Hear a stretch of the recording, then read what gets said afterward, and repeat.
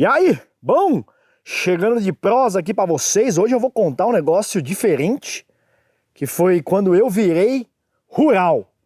Como essa transformação, ela foi acontecendo desde o momento que eu ainda era da cidade urbano, até o momento que eu realmente mudei pro campo e aqui estou até hoje. Pode te inspirar, se você está na cidade, para você entender um pouco da dinâmica do que aconteceu. E se você já mora no campo, deixa aí nos comentários se você concorda. Seguinte, já vamos chegar no caos que eu sei que já engaja mais. E aí, ó, um dos causos que marca essa transformação entre o urbano e o rural aconteceu mais ou menos em 2016. 2015 comprei aqui, então foi 2016, isso mesmo. 2016 eu tinha um amigo lá na capital que tinha arrendado um sítio perto de Francisco Morato, São Bento do Sapucaí. Lá em São Bento do Sapucaí, arrendou o sítio e durante um ano ele passou bastante tempo por lá, apesar de não morar no sítio mesmo. E ele queria ter essa experiência, tá? E isso foi um pouquinho depois de eu ter comprado o sítio, então a gente trocava muitas experiências ali, muitas conversas. E ele comprou uma roçadeira. Roçadeira boa da Steel, não economizou. E ele usava a roçadeira lá no sítio dele para carpir aqui, cortar tudo ao redor da casa. E ele, depois que passou esse um ano que ele arrendou, no finalzinho de 2016, se livrou da roçadeira. Aí ele chegou pra mim, ele falou: Arthur, eu tô vendendo o sítio lá, quer dizer, tô devolvendo o sítio lá, não era dele. Tô devolvendo o sítio e vou vender a minha roçadeira. E aí, você quer comprar? Você tá precisando de uma? Falei pra ele: não preciso, mas vamos fazer negócio aí, porque eu passo lá pro pessoal, faço rolo lá, e eu tenho certeza que muita gente vai se interessar aí numa roçadeira da Steel. Aí eu falei: quanto você quer? Ele falou: R$300, tava bom o preço, hein? Porque uma nova lá, naquela época, tava uns R$700. Aí ele falou pra mim: é porque ela tá meio engasgada, então eu acho que ela não tá muito boa, então eu vou fazer esse preço aí menor. Falei: beleza, 300 conto é justo. Paguei o cara, botei ela na caçamba e trouxe pra cá. Chegou aqui, eu levei essa roçadeira pro meu mentor de roça, eu chamo ele assim. Foi o cara que me ensinou tudo que eu sei de roça, que eu já vou contar dele. Mas primeiro vamos terminar o caos da roçadeira. Cheguei na casa do homem, ele era caseiro de uma outra propriedade lá pra trás. E falei: ó, consegui essa roçadeira da Steel por 300 mangos. Ele já olhou e já falou: pô, isso é boa, isso é boa. Porque tem muita roçadeira daquelas chinesas que, pô, até quebra um galho, né? Mas não é uma Steel. Aí ele já... Aí eu falei: ó, mas falaram que a roçadeira tá meio ruim, hein? Falou: deixa ver. Botou lá, fez a mistura, botou na roçadeira, bateu o motor, ligou e ela começou a fazer meio... Tava meio engasgada mesmo. Aí ele olhou pra mim e falou: ela tá chorando. Detalhe: quem me vendeu essa roçadeira, que era quem tinha arrendado o sítio, que era meu amigo, engenheiro mecânico, formado. Guardem essa informação. O homem era engenheiro mecânico. E este meu mentor de roça, que falou que a roçadeira estava chorando, não terminou nem os estudos, nem o ensino médio, hein? Nem terminou o ensino médio, não teve oportunidade. Já conta a história dele. Tá chorando a roçadeira. Eu falei: e agora? Ele falou: agora tem que ajustar. Eu falei: é mesmo? Ele falou: é. Eu falei: como é que faz? Ele falou: essa da Steel aí precisa ter a chave da Steel. Eu falei: você tem a chave? Ele falou: não tem. Vamos lá na cidade ver se a gente encontra. Fomos lá na casa de material de construção, levamos uma roçadeira. Aí o cara lá falou: não tem.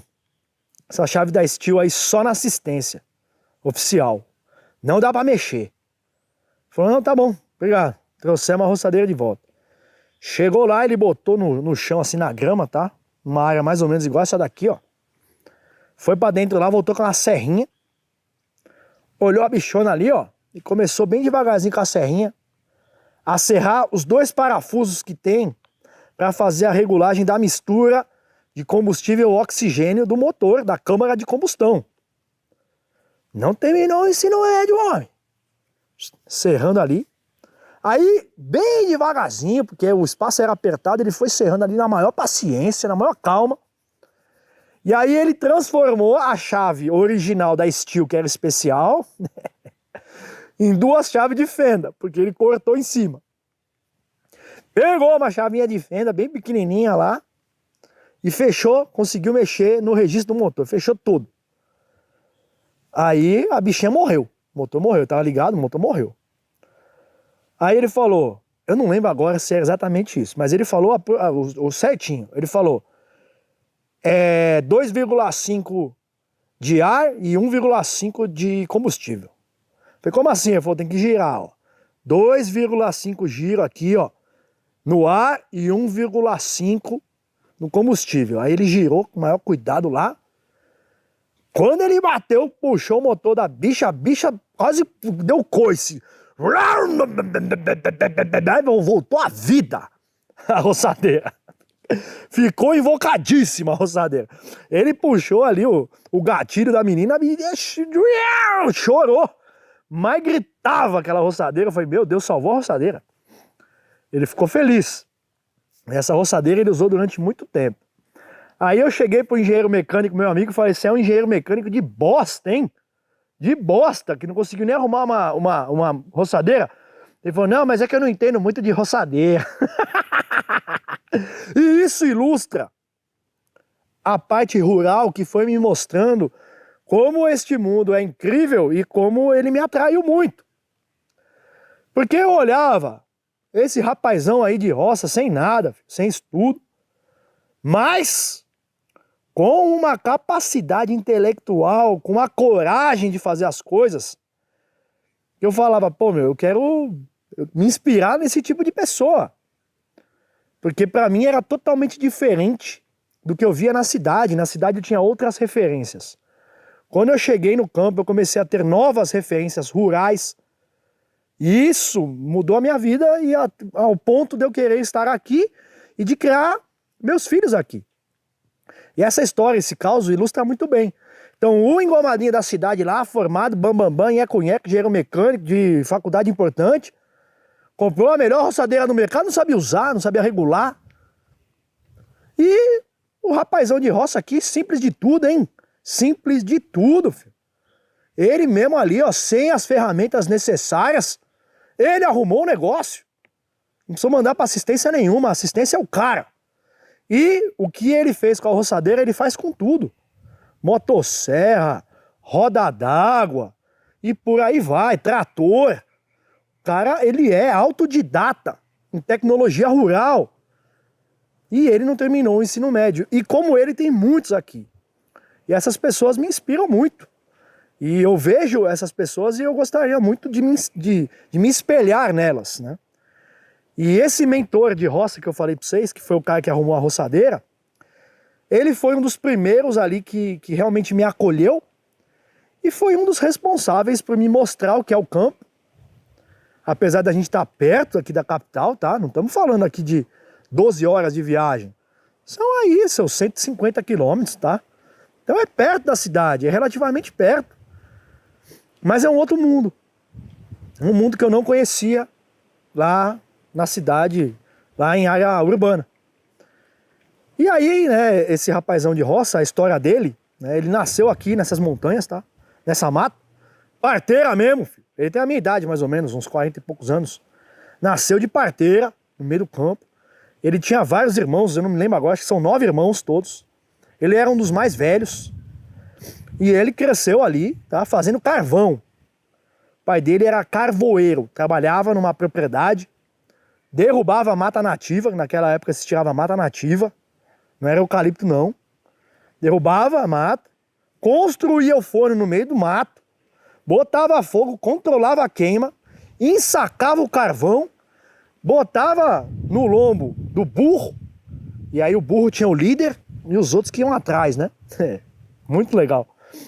E os burros lá no meio do mato levando o carvão até a sede.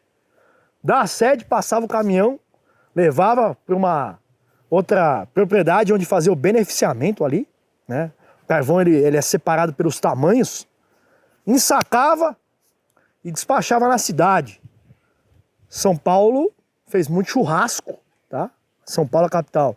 Muito churrasco com carvão de Mata Atlântica, que era esse meu mentor aí que com 6, 7 anos de idade já estava no meio do mato lá derrubando pau.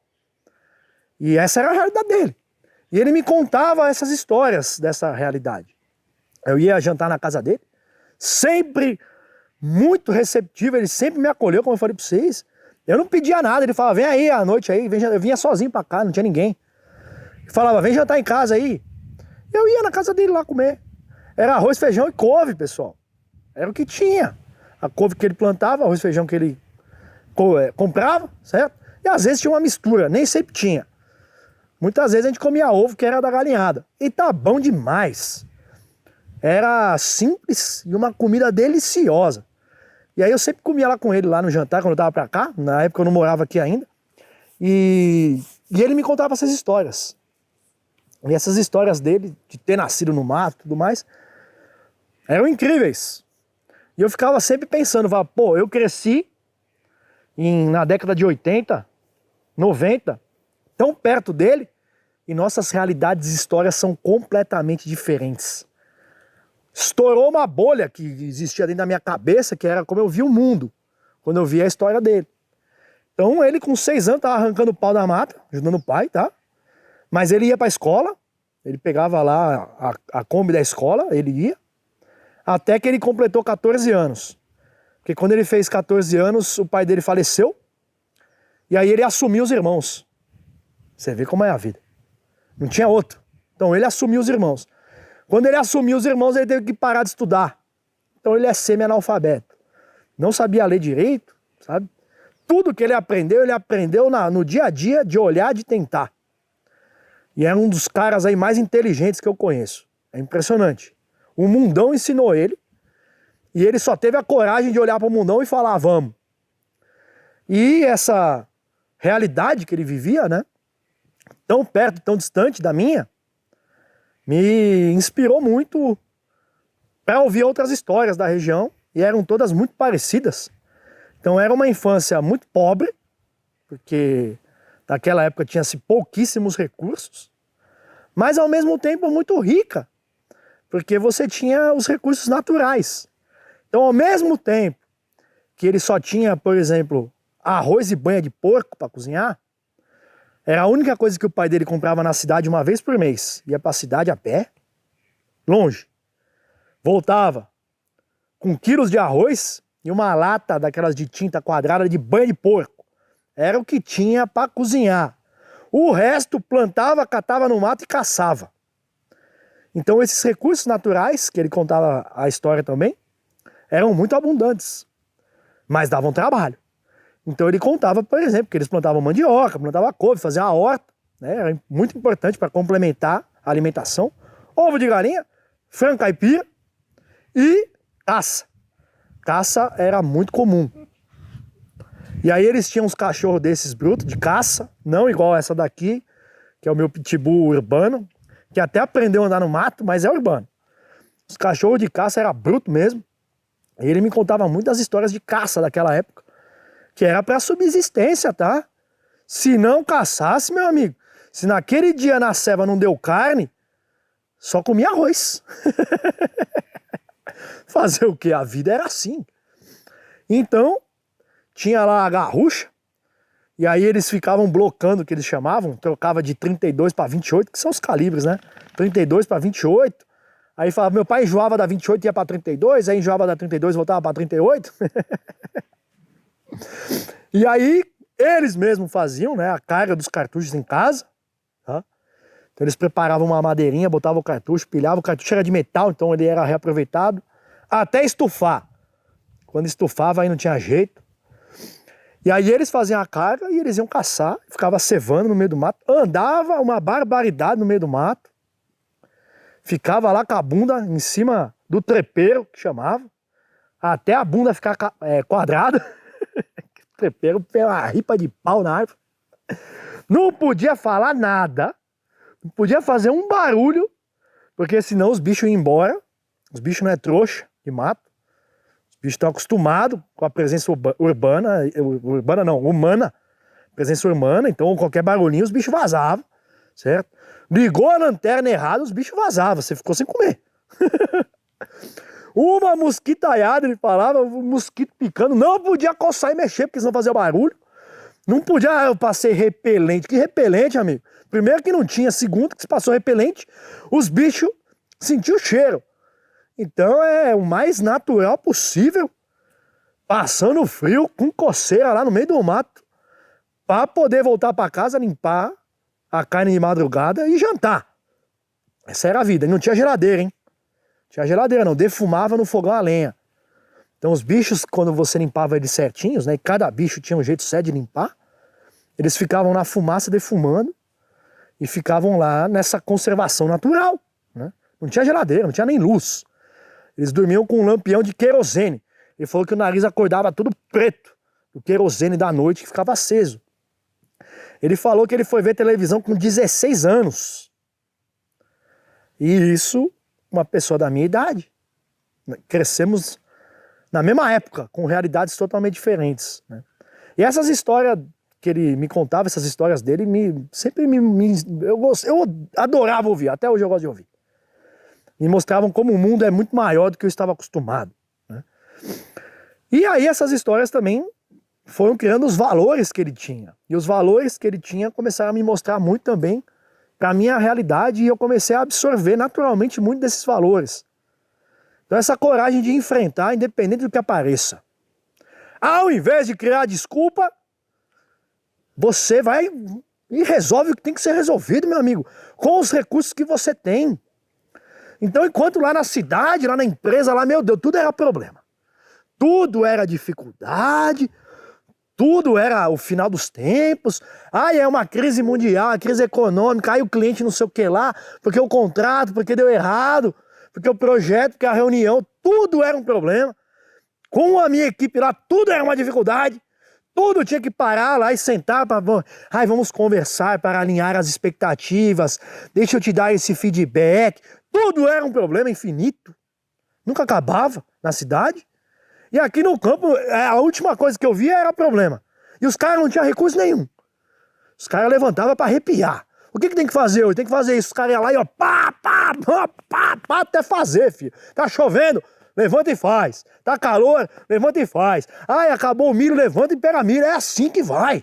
Os caras levantam para arrepiar, certo? Não tem água, arruma o cano e puxa. Não tem trator. Trator deu problema, viu? Amarra com um arame e vai que vai. E isso me inspirava muito. Porque lá na cidade era tudo desafio e aqui era tudo solução. Falei, pô, eu quero morar, eu quero aprender a ser igual esses caras, que onde eles olham tem solução. Ao invés de ter essa visão limitada pelos problemas. E é muito do que eu faço hoje aí, que os meus clientes me contratam, é isso aí, filho. Que você tá numa situação difícil, nós já sabe. A questão é... Vai.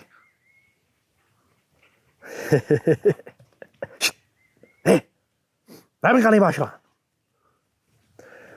Eu quero viver nesse mundo que tudo é solução. Que você tá numa situação difícil, eu já sei. Todo mundo sabe, pô. Na hora que tá no campo, a gente sabe da dificuldade. Sabe da dificuldade de sinal. Sabe da dificuldade da estrada. Às vezes segurança. Falta de renda. E por aí vai sair, eu sei. Como que a gente resolve? E aí, como que a gente resolve? Como a gente acha o caminho? É a principal coisa que hoje eu ofereço para meus clientes. Certo? Não existe solução mágica. Existe a solução que você pode fazer com os recursos que você tem, que vai resolver o problema que você tem para resolver. Isso eu aprendi aqui, com os meus mentores do campo, que me inspiraram tanto. Então essa questão de olhar sempre para a solução, não para o problema.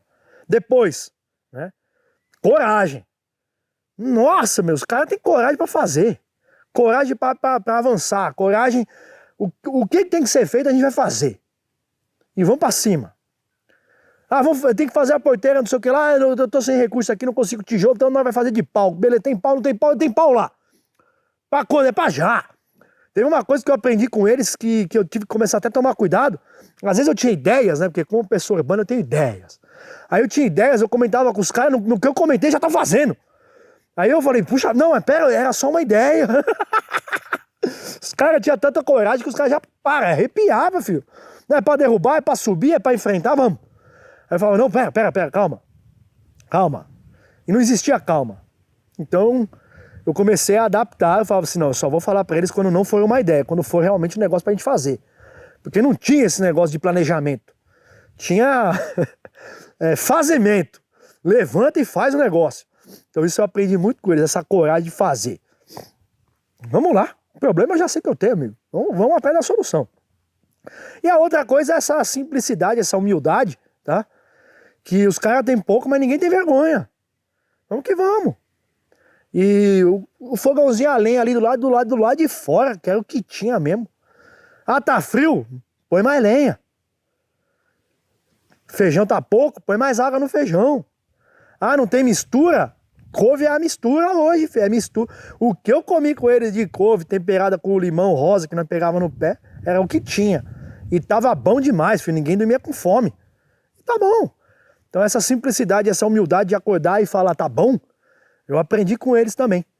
Então todos esses valores que eles foram mostrando na prática pra mim, porque tem esse ponto, é na prática, filho, não é na teoria, eu não sentei pra assistir aula, não.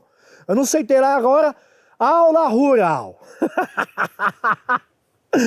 Aula rural, pegou o giz e começou a escrever no quadro, coragem, não.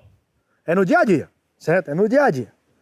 Que a gente foi se virando, que tinha que acontecer, que apareciam os problemas e a gente ia resolvendo. Que eu fui aprendendo com eles, na prática. E esses valores começaram a ser valores meus. Que hoje eu passo para os meus filhos. Meu filho, quem sabe outros que virão por aí. Então, é o que eu posso mostrar para eles de melhor que o campo me deu. Então, esses causos ilustram um pouco do que eu gostaria de trazer desse vídeo, que é outro vídeo aqui, simprão, nós. Cachorro latiu fazer o quê? É o meu dia a dia aqui. E que talvez seja um vídeo mais para reconhecer realmente esse espírito rural, desse povo guerreiro e valente, tá? Que planta a tua comida, esse pessoal que planta a tua comida, que vai para a cidade, certo? Que me inspira muito até hoje e que, pô, sou muito grato que eu pude me tornar um pouquinho deles através desse exemplo prático do dia a dia. E vamos fechar com mais um caos, que caos é sempre bom de contar. E aí tem o caos desse rapazão, que é o meu mentor rural aqui, ele me contou muitas histórias, mas muitas histórias. Mas teve o dia que ele foi caçar nessas matas aqui, se perdeu. Ele e um outro rapazão da cidade. E aí ele falava que o rapazão chorava, mas chorava. E ele bem de boa. Eu vou contar esse caos. Eles partiram para caçar, era umas 9 horas da noite, mais ou menos. E foram com a lanterninha, né? Lanterninha na frente. E os cachorros. Porque cachorro é muito importante para se enfiar no meio do mato. É como é desde sempre. O cachorro é uma ferramenta, é companheiro e ferramenta de trabalho. Então eles foram com os cachorros pro meio do mato, né? Soltaram os cachorros se embreando lá, latindo. E nesse dia eles não acharam nenhum bicho não, então voltaram para casa de mãos vazias, porém o ponto não foi esse. O ponto foi que eles começaram a andar atrás dos latidos, porque os cachorros vão dando um alerta no meio da mata. Eles têm um latido diferente, quando eles acham bicho. E quando eles acham um latido, quando eles estão acuando é outro latido. E você com seus cachorros, ele tem que saber, você tem a sua comunicação com eles. E aí eles lá no meio do mato, ouvindo o latido do cachorro que achou alguma coisa, mas não tá acuando ainda, então eles estão correndo pelo mato, cercando. Eles começaram a se embrenhar para uma parte mais distante da mata. Mata aqui é fechadíssima, tá? Mata aqui não é brincadeira não, filho. Mata Atlântica é fechadíssima. E eles se embrenhando no meio do mato. E aí eles se perderam. Não conseguiam achar mais a trilha de volta. Porque essa mata aqui, pessoal, se você errou dois passos ali, você tá perdido, filho. Às vezes você tá passando na trilha com 2 metros de distância, você não enxerga, mesmo de dia. Imagina à noite só com a lanterninha. E aí eles se perderam e ficaram rodando. Aí foi que andou quase 1 hora, não achavam a trilha de volta. Aí falou que o meninão da cidade já começou a se desesperar. Meu Deus do céu, o que a gente vai fazer agora? O que a gente vai fazer agora, meu Deus do céu? E aí ele bem de boa, bem tranquilão, né? Ele sempre falava assim, não, Arthur, fique de boa, fique tranquilo, fique suave, fique na paz, que vai dar tudo certo. Ele fala assim. Fique na paz, fique suave, fique tranquilo. Sentou a bunda ali numa árvore, chamou um cachorro, o cachorro veio, deitou do lado dele e falou, tô com o meu cachorro, tô com a minha arma, filho, não preciso de mais nada. Vou fechar o meu olho aqui, dar uma descansada, que daqui a pouco meu galo canta e eu vou saber o rumo de casa. Ó a sabedoria. Daqui a pouco o galo canta e eu vou saber o rumo de casa. E o meninão da cidade ali, num desespero, ficava rodando. Falou, não, eu vou achar o caminho. Falou, vai, fica à vontade. E foi lá com a lanterninha dele e rodava e ficava chamando ele. E não achava, um desespero, branco. E o molecão lá sentado, bem de boa com o cachorro dele. Até que o galo cantou mesmo. Quando deu as 3 horas da manhã, o galo cantou. Ele falou, pronto, agora eu sei o rumo de casa. Levantou, chamou o outro moleque que tava lá pro meio do mato, sei lá onde tava lá, num desespero louco. Voltou, falou, é pra lá, ó. Seguindo esse sentido. O galo cantou pra lá, é pra lá que a gente vai. E foi indo, e você vê, ele sabia até o canto do galo dele.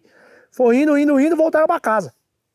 Então mostra um pouco aí, né? Se você pegar que essa mata, tá perdido na mata, é um problema, um desespero, que talvez na sua vida, às vezes você não tá achando o caminho. Talvez o que você tenha que fazer é, fique de boa. Preste atenção aí ao redor, porque daqui a pouco talvez tenha um galo cantando o caminho pra você. Não adianta se estressar. Não adianta ficar nervoso. É só você ficar calmo que o caminho aparece. E foi isso aí, ó, num caso tão simples, tão bobo, que ele me deu esse ensinamento. E quem sabe em outros vídeos eu dou outros ensinamentos aí rurais pra vocês. Deixa nos comentários também aí os seus ensinamentos rurais, o que você aprendeu, os seus causos, que é a parte mais rica desse canal aqui, que a gente pode dividir entre a gente. E tamo aí, porque deve é. Tamo junto, daqui a pouco nós volta.